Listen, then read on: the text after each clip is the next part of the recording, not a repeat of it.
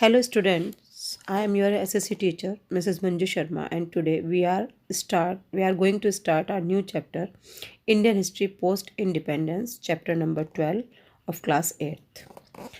Children, we know that India gained independence from British and became a sovereign state.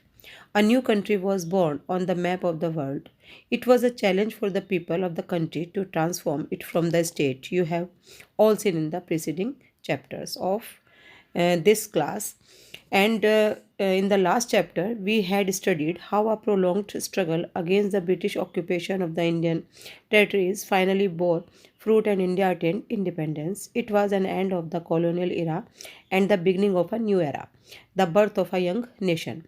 We shall see this part the following order: initial challenges, government and administration, foreign affairs.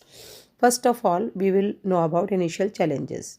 Even before the new nation on the world map could form a government and make its constitution, organize its armed forces so as to secure its borders, it was faced with a huge division of territories both on the eastern and the western borders. The partition of India was marred by violence and plunder. Millions of people were displaced and turned into refugees, homeless and without food and shelter. Now we will know about rehabilitation of refugees. The large scale migration of people in an unorganized manner without their belongings and many separated from their families needed to be rehabilitated. It was a challenge for the newly formed country to provide food, shelter, medical aid, transport, etc. They also had to be settled with a means of earning their livelihood. This was a big drain on the economy of a country. Now, how we integrate our princely states.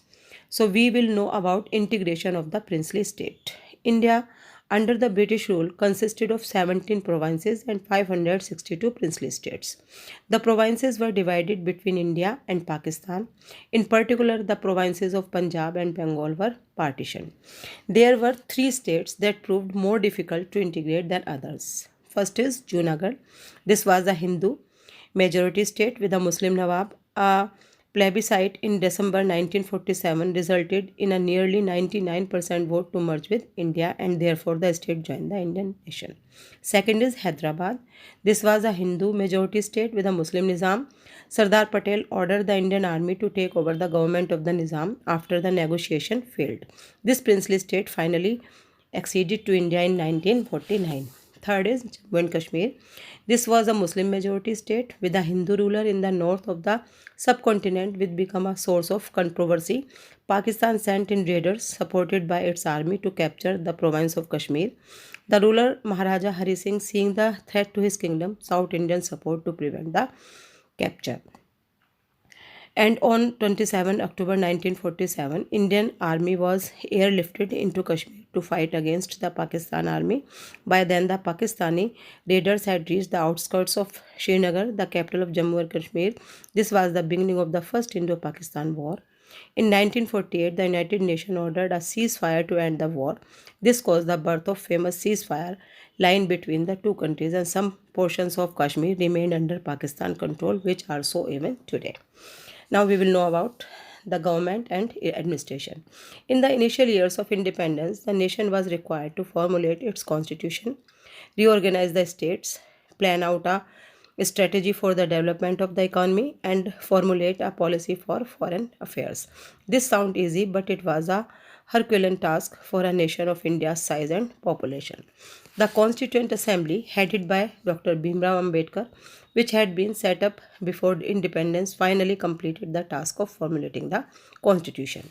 Accordingly, on 26 January 1950, by the adoption of the constitution, India became a sovereign democratic republic.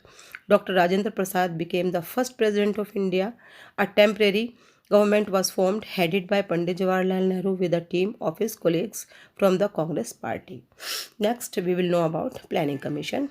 The Indian government decided that the development of the nation was critical, and therefore a planning commission was set up in 1950 to make plans and policies for the balanced economic development of the country.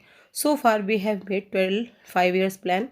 The plans are given a focus so that more emphasis could be laid on the specific sector of the economy like industry, agriculture, irrigation, employment, etc. The 5-year plan has helped India achieve self sufficiency, advancement in many fields, and it has become one of the fastest growing economy of the world. Now, state reorganization. The Indian provinces and states were not formed on any geographical or demographic pattern. There were differences and demands for the organization and creation of a state on linguistic and ethnic lines.